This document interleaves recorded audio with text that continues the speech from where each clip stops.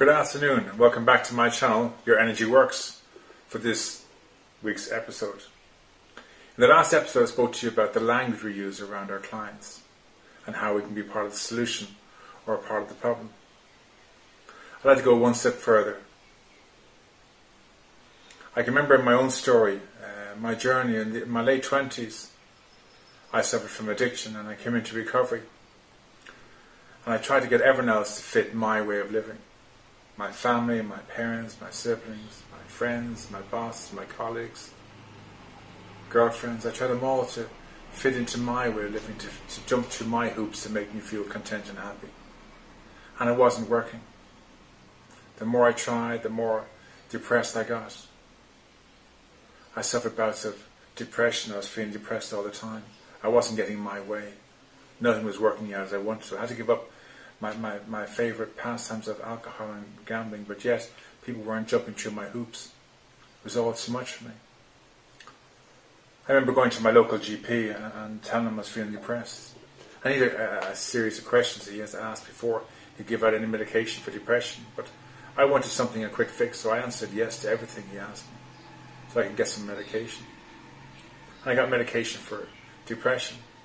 Now, I wasn't suffering depression, I was feeling depressed. I got this medication, I was on it for about 2 or 3 weeks before I realised this wasn't what I wanted. This medication made me numb to my feelings. I had no empathy for anybody or anything.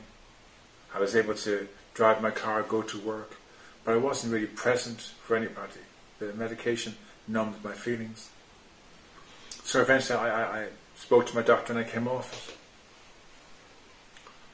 And I finally came off it, and I found a life coach, someone who would be my mentor, who would teach me how to change, to realise I was the problem. I had all these areas, my family, my parents, my siblings, my boss, my colleagues. I was the common denominator. I was the problem with everybody else. I couldn't pick them as being the problem because I was the common denominator in all these areas. So it was down to me. I had to either change my environment or change me in my environment. So I found a life coach, someone who would be my mentor to teach me how to change me, change my attitudes, my behaviours, my reactions, my responses, change me from being all about me, to being of service to other people. It led me to believe that I would always look for the easier, softer way if I could. A medication for depression. I wasn't depressed. I felt depressed, but it wasn't the same as having depression. I felt anxious. It wasn't the same as having anxiety. I felt burnt out at times. It wasn't the case I was burnt out forever. In that environment I was burnt out. Once I moved out of the environment, the burnt out ceased. I got a new life. It's all about me changing me. We need to learn some way to empower our clients to change themselves. It's too easy to bring them into the life of, you have suffered from depression, you suffer from anxiety, and give medication for this and lead that life of that's your role in life. We need to find some way of getting them out of that space and finding another path. I read before Dr. Norman Peale. He's a Christian psychiatrist. Himself and a lay psychiatrist got together and said they'd have this practice where when a client came to see a psychiatrist, through a series of questions he would defer them to Dr. Norman Peale, and he would teach them through spirituality how to gain hope. Feeling depressed is the same as feeling hopelessness. But feeling depressed leads you down one path of medication and therapy. Feeling hopeless leads you down the path of maybe spirituality. Allowing God into your life, changing that aspect of your life. And they were very successful. People who went to see a psychiatrist, he would defer them to Dr. Norman Peale. Dr. Norman Peale would treat them. They'd get their life back in order. They'd empower themselves to have their lives back. They'd never go to a therapist again. I believe the way we treat mental illness is a problem. I believe that mental illness are coping skills.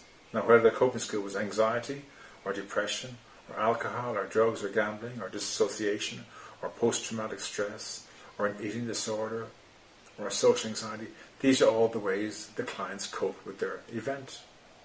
They may be destructive now, but they worked very well for the clients at the beginning. It's not our job to treat the coping skill as the problem. We have to acknowledge that these worked for the clients as their coping skills, and let's look at what caused them to use these coping skills What is the energy disturbance that caused them to use these coping skills? I believe we need to come at this from a whole different perspective. At the moment, it's psychiatrists, psychotherapists, cognitive therapists have this inundated flood of people coming in for all these energy disturbances and treating them for these energy disturbances. I believe we should treat the energy first and foremost, through spirituality, through holistic practices. And then when the clients learn how to manage their energy and cope with their energy and process their energy, then they can go for therapy, psychotherapy and talk therapy and post whatever needs to be said, to say and to be heard. And there's someone who's responsible, who needs to be brought to justice. It can happen in that area. But the clients won't be triggered by talking about it. First and foremost, we have to let the clients know you're not broken, you're not damaged. You don't have a disorder. Your coping skill kept you safe, kept you well in that event. It kept you safe in that event. It may not be the most productive, healthy coping skill, but it kept you safe.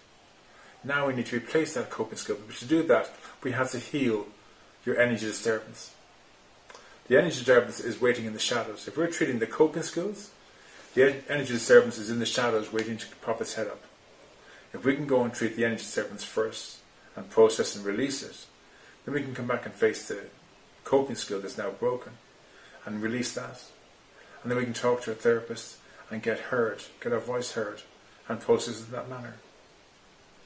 It's time we look at this from a different perspective, because I don't believe it's working right now the way it is. We need to teach each client that they can be healed of their energy disturbance and get their lives back. My understanding of this is you see a client 6 times and then they're healed and they can go and have their lives. But for now, clients are in therapy for months, for years, with no chance, no hope, no prospect of being healed. It's our duty as providers of healthcare to give people their lives back. And if we can empower them to take their lives back, that's even more effective. Thank you very much for joining me today.